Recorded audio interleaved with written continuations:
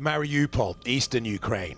Russia refocuses the might of its military in search of some kind of victory in the wider Donbass. Ground zero, the massive Azovstal steelworks.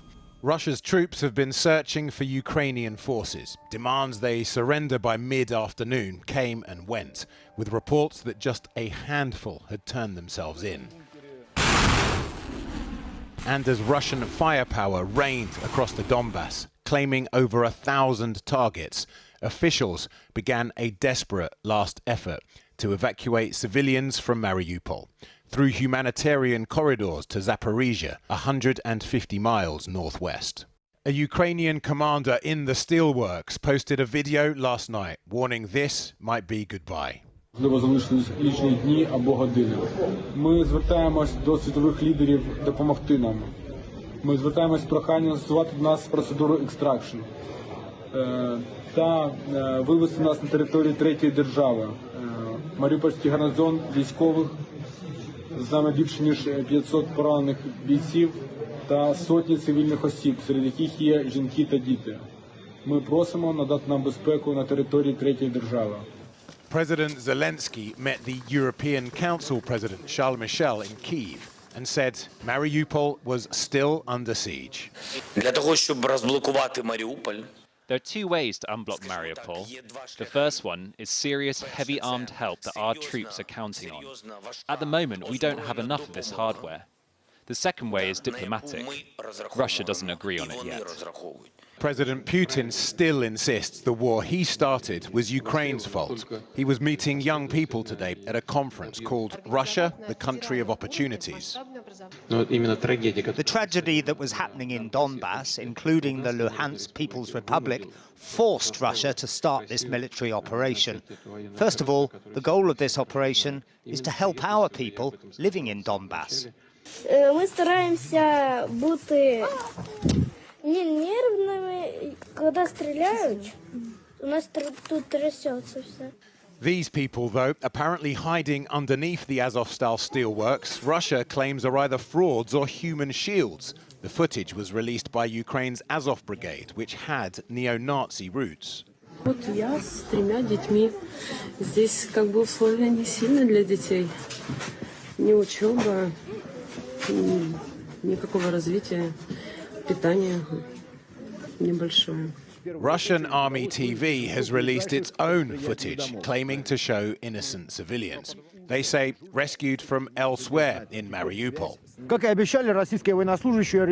Their state-sanctioned reporter telling Russians their soldiers are willing to evacuate all civilians from the plant. How does this end? Russia's brutal war machine has been beset with technical and logistical problems.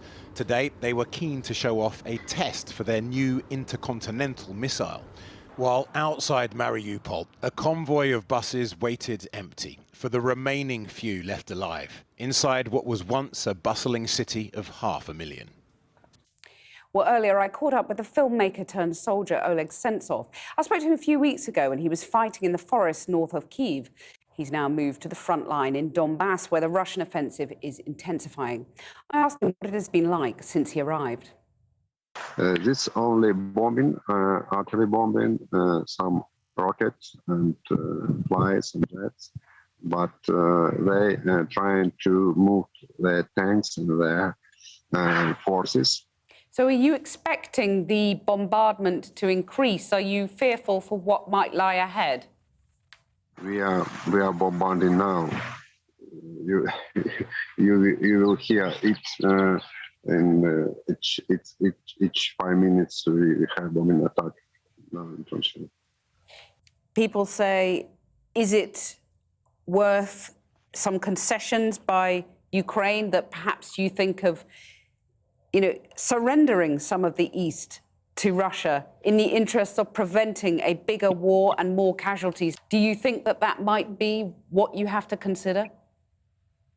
No. Ukrainian people will never defend by Putin.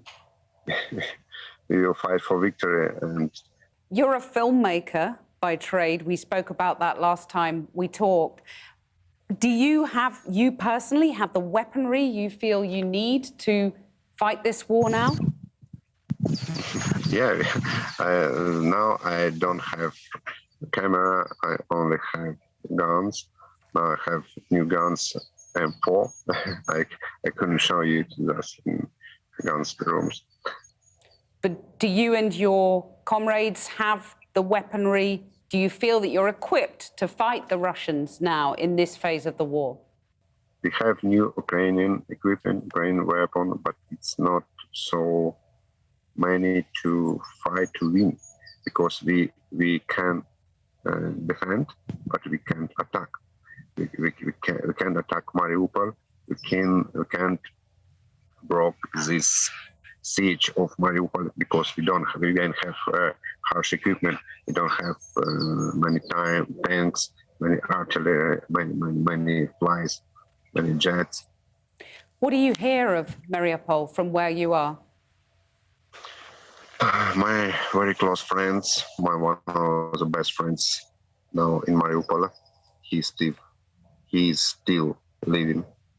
He died me and 1 in 3 and 4 days because there no connection, no electric. And when he showed message, I just said, "How are you, bro?" Just died me. I still believe.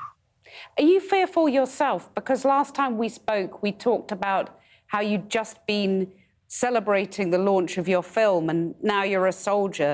Do you feel scared?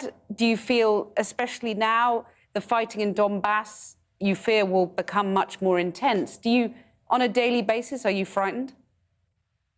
I'm not afraid now.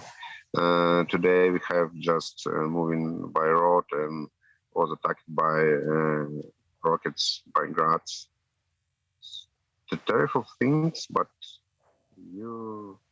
I don't afraid. You just do your work and go. Do you feel you're becoming numb to it? Yeah. Oleg Sentsov, thank you very much for joining us again.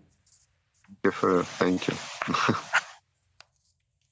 Well, our international editor, Lindsay Hilson, joins us now from Dnipro in the east. And Lindsay, we've seen those last fighters in Mariupol holding out despite all the odds. Why are the Ukrainians so determined to hang on in the city when they're so badly outnumbered?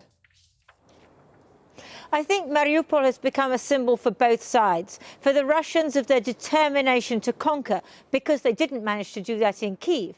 Also for the Ukrainians, their determination to resist at all costs. And I think they know that the rest of the country and the world is looking at them. And President Zelenskyy sees this really as a microcosm of what's going on here. There they are, 1,000 fighters holed up, totally outnumbered, bravely resisting. That's how he sees the entire country. And what is the outside world doing? Yes, sending some weapons, sending support, but not enough. And so that, I think, is one reason that Mariupol has become so important. Another is more practical. As long as they're tying up the Russians fighting in Mariupol, then those Russians can't go and fight elsewhere in the Donbass. So that is a very practical reason. I think all over the country, everybody is looking at Mariupol. I just got a message from a young woman who I met very near the beginning of this war. She had fled from Mariupol. I met her in a bunker here in Dnipro. And she was writing to me about how terrible she feels about the destruction of her city. It's just a wasteland now. And she said, how can I live when my past has died and when my future is unknown? I think a lot of Ukrainians relate to that, and Mariupol is central. Absolutely. And how does Mariupol fit in this phase of the Russian campaign? Well, we know that the Russians are determined to capture Mariupol because it links Crimea, which they control, with the parts of Donbass, which they also control. So there's a practical reason that they want to get this city. And this onslaught, which they've been threatening for several weeks now, it's sort of beginning and sort of not. I don't think we're going to see a sort of shock and awe as the Russians storm into the rest of the east of the country. I think what we're going to see is more artillery, maybe airstrikes, although their Air Force is really not yet properly doing what it was supposed to be doing. They've got 78 battlefield tactical groups ready. But some of those groups are made up of soldiers who were defeated north of Kyiv, and they've kind of assembled them with bits of new kit and so on. It's not clear how effective they're going to be as a fighting force. And so the Ukrainians, they feel that they have every chance of resisting in the Donbass as they have in Mariupol. We'll see. Lindsay, thanks very much.